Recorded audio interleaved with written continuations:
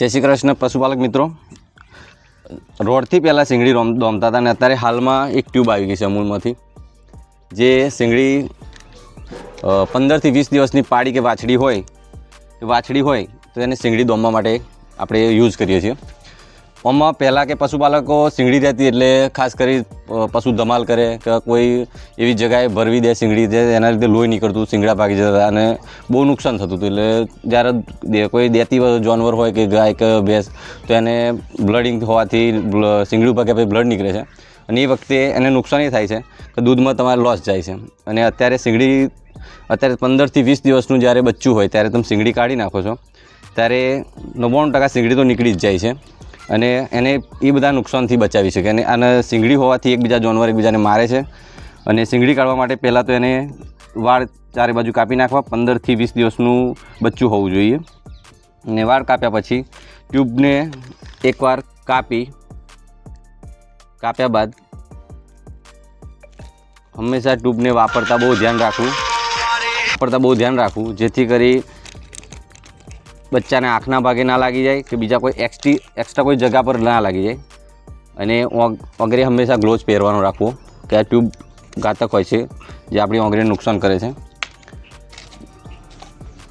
લગાવતા પહેલાં હંમેશા નીડલ એકવાર લઈ ટ્રાય કરી લે લોક ના થઈ ગયું હોય, પછી ધીરેથી ટ્યુબ લગાવતા પહેલાં ટ્યુબ નીચે થોડીક આ રીતે રાખી અને પ્રેસ કરી હાથ પર લઈ લેવી, 50% હાથ પર લઈ એક ટ્યુબથી બંને બાજુની શીંગડી દોમી શકાય છે।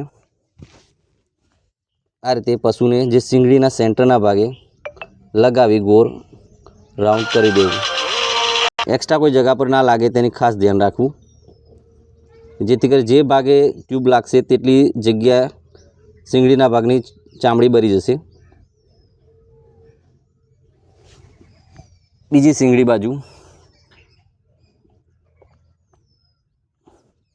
બાકી રહેલી 50% દવા બીજી બાજુ શીંગડીએ લગાવી દેવી। લગાવતા ખાસ ધ્યાન રાખવું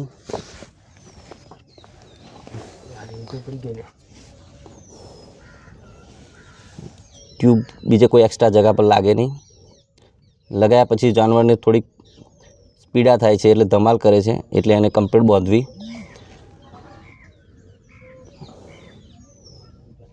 આ શીંગડી એની એટલી શીંગડીનો ભાગની ચામડી બારી નાખશે અને હંમેશા પશુને એવી જગ્યાએ બાંધવું જે કોઈ બીજી જગ્યા પર ઘસી ના શકે। અને પગના ભાગે કોઈ એક્સ્ટ્રા દોરી લઈ ગ્લોવ્સ કાઢી નાખો, એક્સ્ટ્રા દોરી લઈ આ રીતે પગના ભાગે બાંધી દેવી। આ રીતે બાંધવાથી જાનવર ચાલી દોડી શકે છે પણ પગ ઉઠાવી જે શીંગડીના ભાગે છે તે મારી ના શકે, એના લીધે બ્લડિંગ કે લોહી નીકળવાના ચાન્સીસ ઓછા રહેશે। આ રીતે બાંધી 4 થી 5 ઓગરની વચ્ચે જગ્યા રાખવી જે પગ એના ઉઠાવીને શીંગડી ના મારી શકે। ખાસ ધ્યાન રાખવું કોઈ એવી જગ્યા પર બાંધવી નહીં જે જગ્યા પર એ શીંગડીમાં વગાડી શકે। Thank you.